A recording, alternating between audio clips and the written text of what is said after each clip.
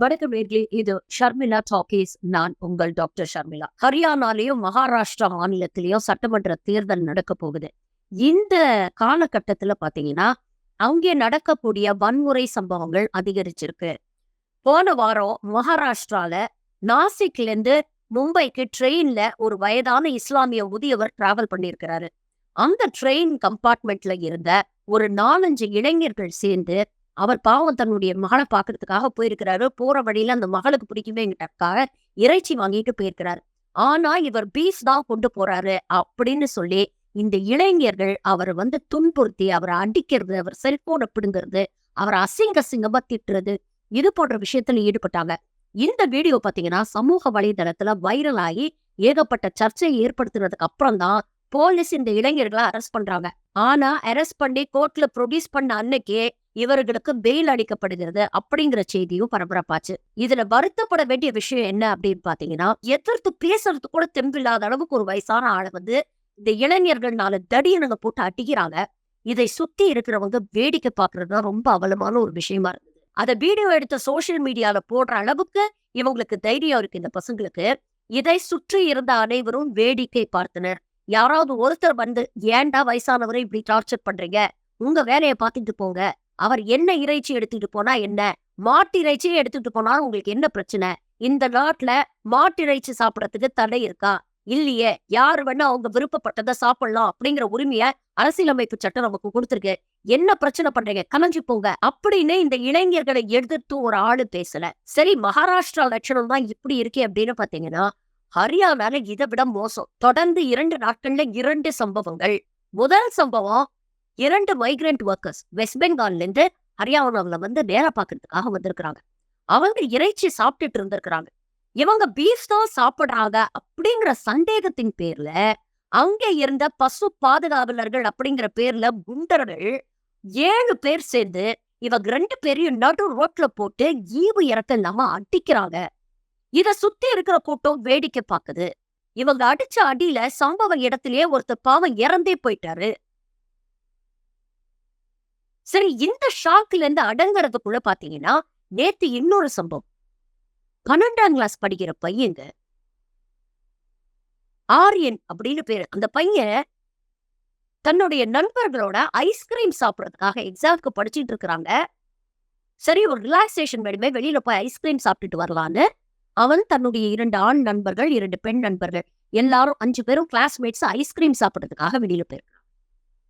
இதற்கிடையில் அங்கே உழவிக் கொண்டிருந்த இதே போன்ற பசு பாதுகாவலர்கள் அப்படின்னு சொல்லக்கூடிய ஒரு ரவுடி கும்பலுக்கு எவனோ ஒருத்தன் போன் பண்ணி தகவல் கொடுத்திருக்கிறான். இந்த மாதிரி பசுவை கடத்த போறாங்க, இந்த சம்பந்தப்பட்டவங்க ஒரு ஃபார்ச்சுனர் கார்லயும் ஒரு ரெனால்ட் டஸ்டர் கார்லயும் டிராவல் பண்ணிட்டு இருக்கிறாங்க, எங்கேருந்து எங்க கடத்த போறாங்கிறதுலாம் எங்களுக்கு தெரியாது, ஆனா பாத்துக்கங்க, ஒரு ஃபார்ச்சுனர் காரும் ஒரு டஸ்டர் காரும் தான் இதுல ஈடுபடுது அப்படின்னு சொல்லியிருக்கிறாங்க. அன்பார்ச்சுனேட்லி இந்த பையன் ஒரு டஸ்டர் கார்ல தான் ஐஸ்கிரீம் சாப்பிட்டு அவன் ஃப்ரெண்ட்ஸை கூட்டிட்டு போயிருக்கிறான். அப்ப போன இடத்துல இந்த குண்டர்கள் என்ன பண்ணிருக்கிறாங்க, டஸ்டர் காரை பார்த்தோம்னா இவங்களுக்கு அப்படியே சர்ன்னு வெறி ஏறிச்சு தலைக்கு மேல. என்ன ஏது, யார் அந்த காரோடைய ஓனர், இவங்க எதுக்காக இங்க காரை நிப்பாட்டி இருக்கிறாங்க, இதை பற்றிலாம் எதுவுமே விசாரிக்கல. நேரா அந்த கடைக்கிட்ட நின்றுட்டு இருந்த அந்த பசங்க கிட்ட போய் இவங்க ஏதோ பேசியிருக்கிறாங்க, வம்பு வளர்த்துருந்தாங்க. அந்த பசங்க பாவம் பயந்துருச்சுங்க. ஏன்னா ஏற்கனவே காலேஜ்ல வேற ஒரு குரூப்போட இவங்களுக்கு ஏதோ தகராறு போல் இருக்கு. அப்போ அந்த எதிர்த்தரப்பு தான் இந்த குண்டர்களை இவங்களை அட்டாக் பண்ண அனுப்பியிருக்கிறாங்க அப்படின்னு நினைச்சுக்கிட்டு பயந்து கிடுகிடுன்னு கார்ல ஏறி உட்கார்ந்துட்டு அங்கிருந்து கிளம்பிட்டாங்க. கிளம்புனவங்கள கிட்டத்தட்ட 25 கிலோமீட்டர் ஹைவேல துரத்தி இருக்குது இந்த குண்டர்கள். துரத்துனது மட்டும் இல்லாம தங்களுடைய கார்ல இருந்து இந்த காரை நோக்கி இவங்க சுட்டிருக்காங்க. சுட்டதுல ஒரு குண்டு பாவம் இந்த ஆரியன் அப்படிங்கிற இந்த பையனுடைய தலையில கழுத்துக்கிட்ட பாஞ்சிருக்கு. பாஞ்சதுல அந்த பையன் அந்த இடத்துலயே சுயநினைவு எழுந்துட்டான். பயத்துல காரை ஓட்டிட்டு இருந்த பையன் அந்த காரை நிப்பாட்டிட்டான். காரை நிப்பாட்டினோடனே இவங்க சரி இறங்கி இவங்க மறுபடியும் நம்மள தாக்கிடுவாங்களோ அப்படின்னு நினைப்புல இந்த குண்டர்கள் இறங்கி போய் காரை திறந்து பார்த்திருக்கிறாங்க. அந்த பையனுக்கு இன்னும் கொஞ்சம் நஞ்சம் உயிர் இருந்திருக்கு. அதை பத்தி கொஞ்சம் கூட கவலைப்படாம பாயிண்ட் பிளாங்க் ரேஞ்சில நெஞ்ச நோக்கி சுட்டு இருக்கிறானுங்க. அந்த இடத்துல அந்த பையன் ரத்த வெள்ளத்துல துடிச்சு செத்து போயிருக்கிறான். அதுக்கப்புறம் தான் கவனிச்சிருக்கிறாங்க. காருக்குள்ள இன்னும் 2 பசங்க இருக்கிறாங்க. ஒரு பொண்ணு இருக்கு அப்படிங்கிறது கவனிச்சோனே, ஐயையோ! நாம தேடி வந்த ஆளுங்க இவங்க இல்ல. சுட்டுட்டோம், கொன்னுட்டோம் அப்படின்ற பயத்துல அங்கேருந்து கொஞ்சம் கூட அந்த பசங்களுக்கு எந்த உதவியும் செய்யணும்னு இவங்களுக்கு தோணல. நாம சுட்டதுனால தானே இந்த பையன் இப்படி ஆயிட்டான். ஏதாவது ஒரு உதவி செஞ்சு அந்த குழந்தையோட உயிர காப்பாத்துவோம் அப்படிங்கிறது கூட அவங்க தோணல. அங்கேருந்து கிளம்பி எஸ்கேப் ஆயிட்டாங்க 5 பேர். அவசர அவசரமா அங்க இருக்கக்கூடிய மத்தவங்க எல்லாம் அந்த குழந்தைய ஹாஸ்பிட்டலுக்கு தூக்கிட்டு போயிருக்கிறாங்க. அங்க சொல்லியிருக்காங்க அந்த குழந்தை இறந்து போச்சு. இந்த சம்பவம் ஹரியானால இன்னைக்கு பெரிய பரபரப்பை ஏற்படுத்தியிருக்கு. ஆனா ஹரியானாவுல ஆளக்கூடிய பாஜகவுடைய சிஎம் எவ்வளவு அலட்சியமா இருக்கிறாரு பாருங்க. பிரஸ் மீட்ல இத பத்தி கேட்கறாங்க. அவர் சொல்றாரு, "ஆமா, இது போன்ற விஷயங்கள்லாம் பல கிராமங்கள்ல இப்படிலாம் நடக்குது. இது ரொம்ப அன்பார்ச்சுனேட் தான். அந்த பையன் இறந்து போனதுல எனக்கு வருத்தம் தான். ஆனா இதெல்லாம் கவ் சென்டிமெண்ட்டுங்க. மாடுங்கிறது எங்களுக்கு குலதெய்வம். அப்படிப்பட்ட சென்டிமெண்ட் வேலை செய்யும்போது, இதுல அரசாங்கம் தலையிட்டு என்ன செய்ய முடியும்?" அப்படின்னு அலட்சியமா பேசுறாரு. இத நார்மலைஸ் பண்ண ட்ரை பண்றாரு. இன்னைக்கு இதுதான் நிலைமை. யோசிச்சு பாருங்க, இந்தியாவில் இருக்கக்கூடிய மைனாரிட்டி சமூகத்தைச் சேர்ந்த இஸ்லாமியர்களுடைய தினம் தினம் வாழ்க்கை எப்படி இருக்கு அப்படிங்கறத யோசிச்சு பாருங்க. இன்னைக்கு இந்த 12ஆம் கிளாஸ் பையனை கொண்டு இருக்கிறாங்களே, அவங்க கேட்டாங்களா? இவன் ஹிந்துவா, முஸ்லிமா அப்படின்னு தெரிஞ்சுக்கிட்டு சுட்டாங்களா? இவங்களுடைய டார்கெட் இஸ்லாமியர்கள். அவன் இஸ்லாமியரா இருந்தா அவங்களுக்கு போதும். அவங்களுடைய வக்கரத்தையும் வன்மத்தையும் வெளிப்படுத்துறதுக்கு அவங்களுக்கு ஒரு வல்னரபிளான ஒரு டார்கெட் தேவை.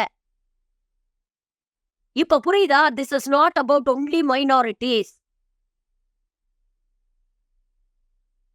பாஜக ஆளக்கூடிய மாநிலங்கள்ல இத நார்மலைஸ் பண்ணி பண்ணி பண்ணி இது போன்ற விஷயங்கள்ல ஈடுபடக்கூடிய இந்த ஹிந்துத்துவ குரூப்ஸ்க்குலாம் வெறி தலைக்கு ஏறி போயிருக்குங்க.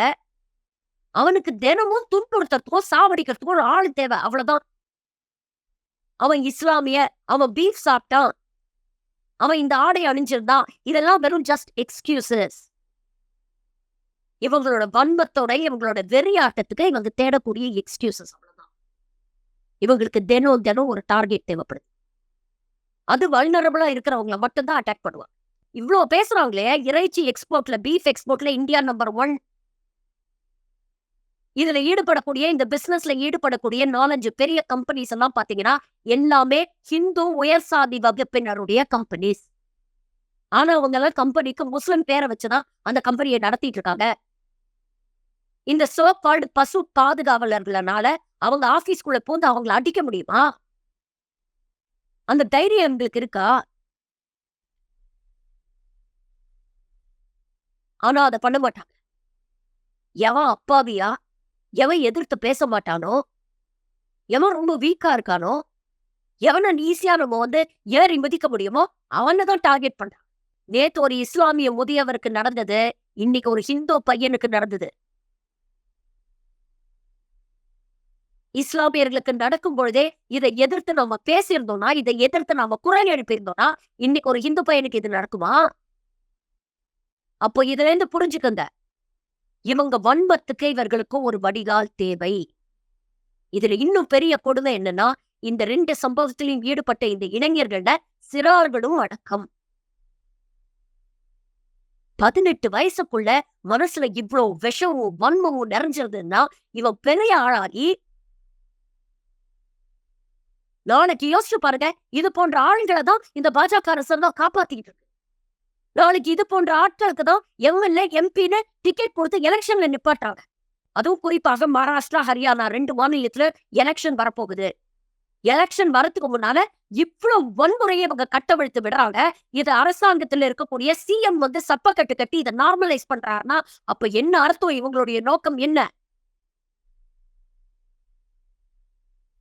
இந்த வன்முறை மூலமா, இந்த பிரிவினைவாத அரசியல் மூலமா முஸ்லிம்ஸ் பாதிக்கப்பட்டாலும் பரவாயில்ல, ஹிந்துக்கள் பாதிக்கப்பட்டாலும் பரவாயில்ல. இவங்களுக்கு எந்த கவலையும் இல்ல. இவங்களுடைய நோக்கம் எல்லாமே ஓட்டு வாங்கணும், ஆட்சியை பிடிக்கணும், அதிகாரத்துல உட்காரணுங்கிறதுதான். தேர்தல் நடக்கக்கூடிய மாநிலங்கள்ல இவ்ளோ வன்மம், இவ்ளோ வன்முறை நடக்குது. அதெல்லாம் பத்தி பேச உங்களுக்கு துப்பில்ல. ஆனா ப்ரூனே நாட்டுக்கு போய் அங்க இருக்கக்கூடிய அரசியல் தலைவர்களோட மசூதி முன்னால நின்னு போட்டோ ஷூட் பண்றதுக்கு மட்டும் உங்களுக்கு நேரம் இருக்கு. அப்ப எவ்வளவு போலித்தனமான ஒரு அரசியலை இவங்க கையில் எடுத்துக்கிறாங்க பாரு.